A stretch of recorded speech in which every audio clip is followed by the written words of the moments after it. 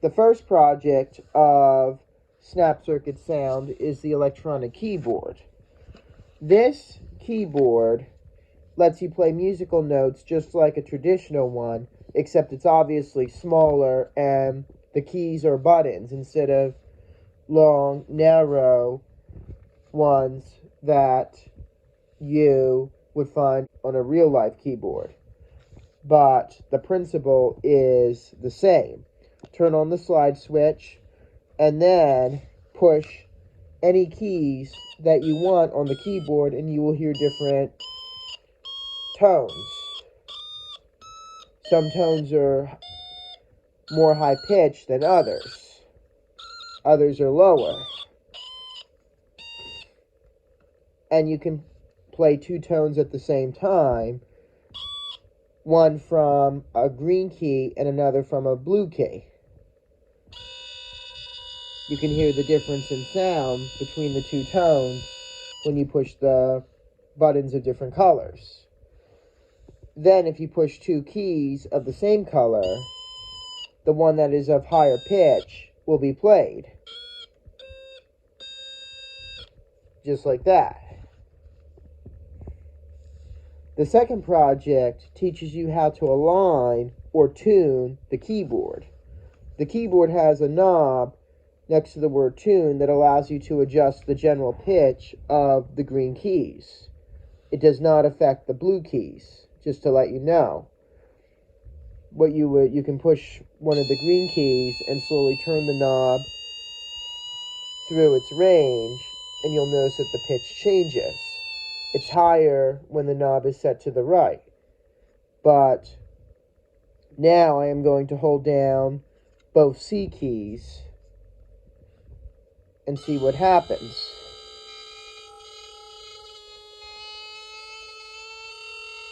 At most two knob positions, you will notice separate tones from the blue and green keys, but there will be a knob position where the blue and green tones blend together and sound like a single musical note. And that is the best tune setting to play with. So maybe about here is the best setting for the tune knob on the keyboard. Here you can learn how to be a musician by playing any of these songs on the electronic keyboard. I'm going to do the first song, Mary Had a Little Lamb, and watch me push the keys as the music plays. Here we go.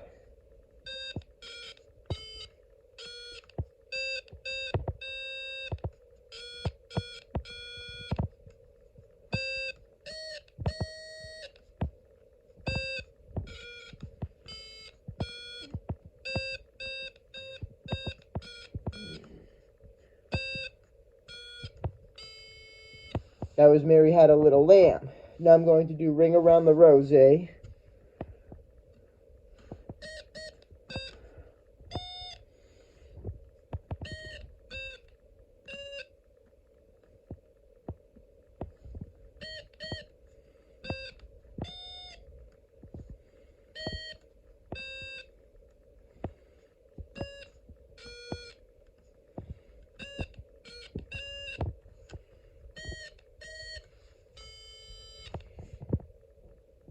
And so you got two songs here that I played using the keyboard.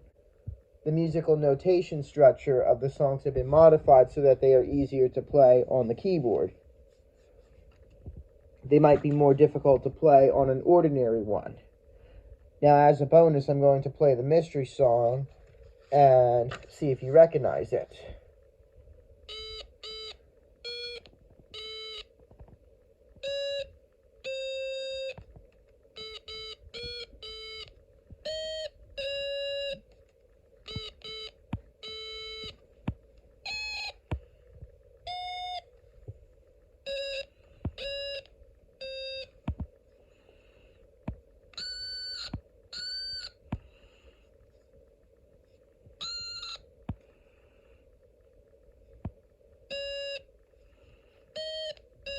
I pressed the wrong color keys, but you probably recognize that that's the Happy Birthday song. As part of the fourth project, you would push both the blue and green keys simultaneously to see how they sound. Now, I guess I'm going to do for Twinkle Twinkle Little Star. Please be patient because this might be a little bit tricky, but here I go.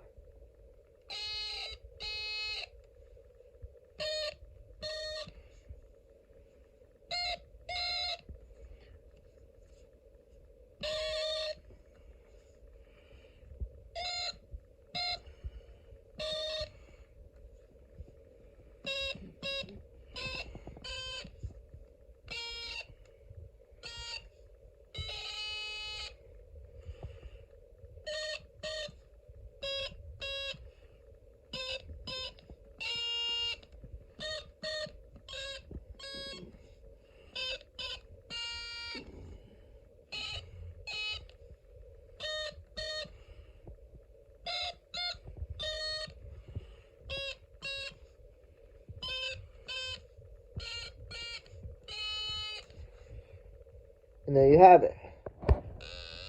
This is Optical Theremin. I have the photoresistor included, and the circuit is making very unusual sounds. But I can adjust the sound by waving my hand over the photoresistor to control how much light flows through to it. And then I can also play different keys while I move my thumb over the photoresistor for a variety of sound effects. If you want to disable the optical theremin feature, turn off the left slide switch, and now you have your ordinary keyboard. Now, a theremin is an electronic musical instrument where you change the sound by moving your fingers around it, but not actually touching it, using the tiny changes your hands have on the electromagnetic field of an antenna. This circuit is an optical theremin because instead you adjust the sound by changing the amount of light that reaches the photoresistor. For keyboard slider, I am going to use the adjustable resistor to change the pitch of the sound.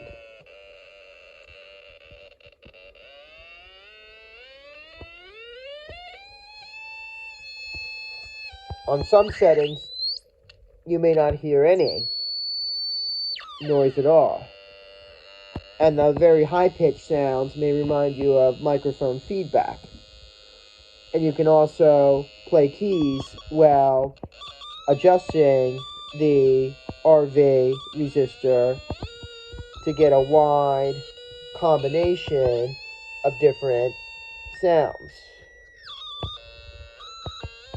You can really have a lot of fun with circuits like these. This is the voice changer. This circuit uses a special module that alters the tone and speed of your voice. And you can record yourself or someone else talking and then play that back on the speaker. You can only record a snippet, but you can do a lot with that recording.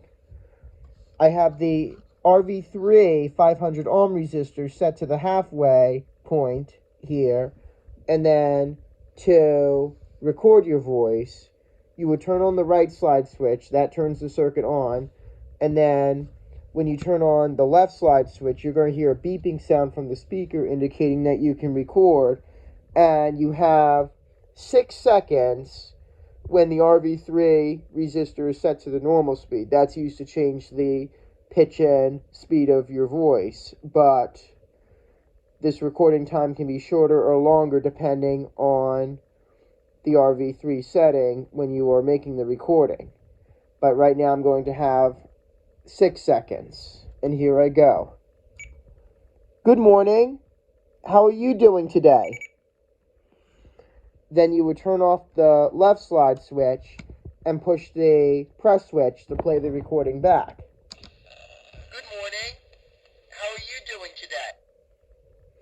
It just cut off the very end of today, but I am going to play it back at the fastest setting.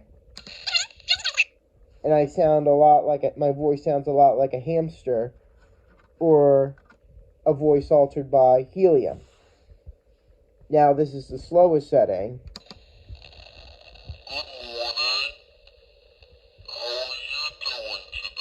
On the lowest setting, my voice sounds a lot like Darth Vader.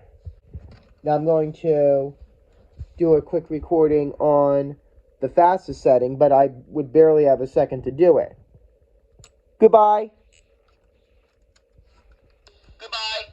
But you can play the voice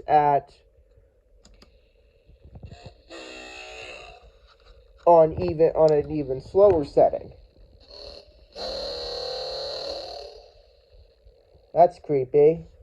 And now I'm going to record on the lowest setting. Would you like to go out to the movies with me tonight? Sure, I would love to.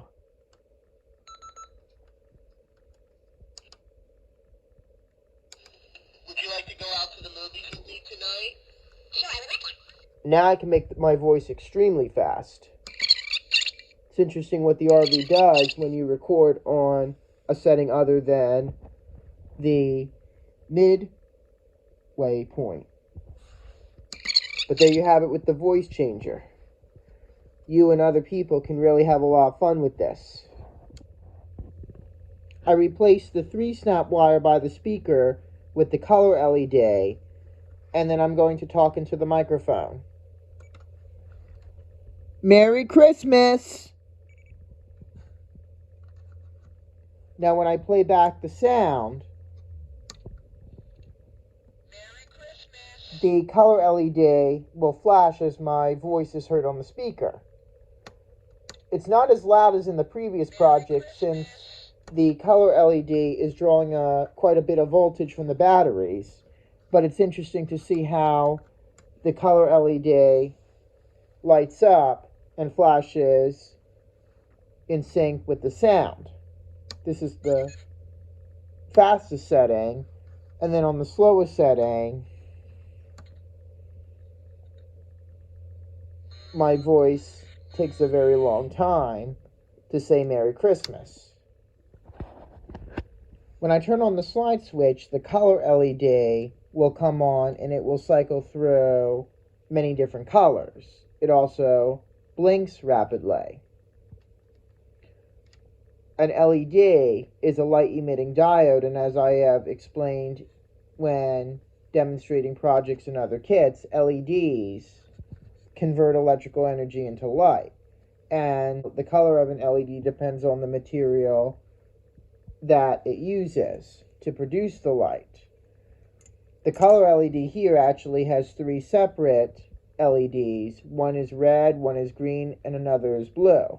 A microcircuit controls them, and therefore you can get all the colors of the rainbow. And it's interesting how it just flashes, slowly changes colors, and then blinks quickly. I'm going to speak into the microphone and listen carefully to the speaker. Hello, how are you doing today? I can't believe Christmas is almost here. My voice echoes when I speak into the microphone. The echo integrated circuit here converts my voice so that it repeats itself, or any sound whatsoever that enters the microphone.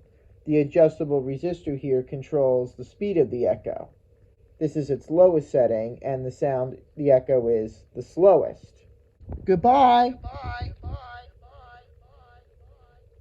See you later. On the highest setting,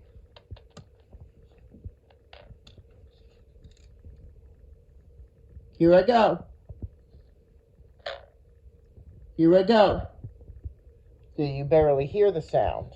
You can definitely have a lot of fun experimenting with the different settings on the adjustable resistor, and you can have other people, such as friends, talk into the microphone and you can hear their voices. The reason why the speaker is connected to the project by jumper wires is because the sound from the speaker itself can be echoed, which will be very annoying.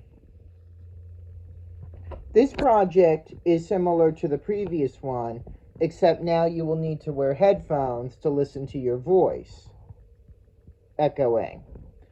And this circuit looks more complicated than the previous one, but just to let you know, the RV adjustable resistor on the left is used to control how much the sound echoes, while the RV3 adjustable resistor controls the volume. Right now it's on the highest setting, but I'm going to move it to the lowest setting for now. And to turn on the circuit, turn the bottom slide switch on. And then you can talk into the microphone and you can listen to the headphones as I speak. I'm just going to set it at about medium volume. Good morning. Nice to see you. And then to make the sound even louder, you can turn the top slide switch on so that the C2 capacitor will amplify your voice and make it even louder. Thank you for coming. See you all soon. High echo. See you. And slow echo. Take care. And actually, it would be funny if you're wearing your headphones, and even if you're not talking directly into the microphone, it's pretty sensitive, at least on in this project, and you can hear yourself talking to other people, and the sound echoes. It'll probably drive you crazy. This is louder echo, and I replace the C2 capacitor with the C7, or I don't even have to be near the microphone for my voice to be heard. You can already hear the echoing. Hey, what's up?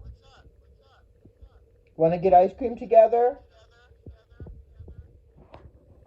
Project 13 is going to be a very quick explanation only, but it's called sound energy demonstration, and what you would do is place a special container, which is included with this set, but I personally don't have it anymore, over the speaker, and then you would put salt, glitter, or some other very small material, lightweight material, on the speaker with the container over it, and when you play the keyboard, the different sounds will cause the whatever material is under the container above the speaker to bounce in the air. And you can change the settings on the adjustable resistor as well as the capacitor to vary the sound. There's also an optical version in which you add the photoresistor and you use light to control the sound instead of the RV. It's very interesting how sound can make lightweight materials such as glitter or salt rise in the air. I'm going to turn on the slide switch, and then when you have the RV3 resistor adjusted to a comfortable volume and the RV at a desired setting for the amplitude of the sound, I'm going to push keys on the keyboard. And on most settings, the volume is going to be very low, but this is the highest setting. And you can hear sounds, the notes that are played through the headphones. And the principle of this project is to explain how in stereo sound is produced on several speakers with varying amplitude on each. That will give you the impression that the sound is coming from different directions. This is really an explanation for the next project, Optical, Theremin, and Stereo, but I'm using the photoresistor, and the light is used to help control the level of the sound.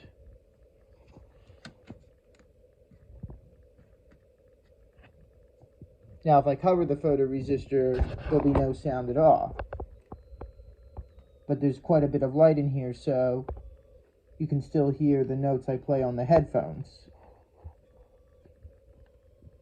You could close your eyes and have a friend vary the light to the photoresistor and move the lever on the RV adjustable resistor and see if you get an impression of the sound changing direction.